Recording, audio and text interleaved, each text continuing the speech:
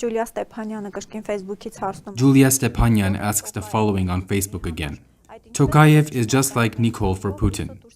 How was it that Russia stepped out of Kazakhstan after receiving one phone call from China?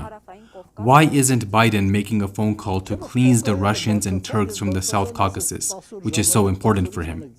Wasn't Tokayev the one who stood up and told Russia that it had 10 days to pull out its troops?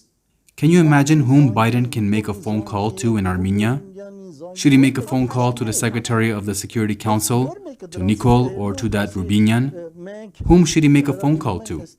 Probably Nikol Pashinyan. Fine, but which of them will stand up and say that they call for international arbitration for demarcation or call for new arbitration, proceeding from the fact that things used to be different in the past, and say that the US can find its place here? There are two reasons why Biden isn't making that phone call. Firstly, Armenia is still not as much a priority as Ukraine is. Ukraine is a big country, the first bulwark against Russia's expansion, and is very important for the world, including countries of the West, etc. That is to say, there is a lot of focus on Ukraine. Armenia has been positioned as an anti-Western country and as a vassal of Russia for 30 years, including all government officials of Armenia.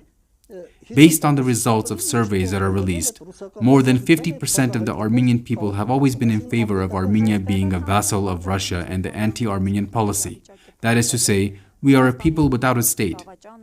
But the National Democratic Alliance used to say that the situation changed after the war and that people view Russia as a traitor, an enemy.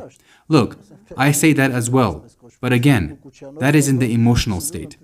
When it comes to practice, for example, during the elections, which were held nicely by Mukuchyan and others, the people failed to reinforce on the ground and send to the political garbage dump those who are responsible for the deaths of people who died after the war that ended on November 9th.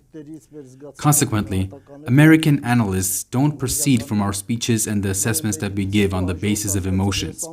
And based on those speeches and assessments, in reality, after November 9th, the people understand that Russia was the one that planned and perpetrated all this, that all this was perpetrated with the permission of Russia and was implemented as the plan of Putin and Lavrov.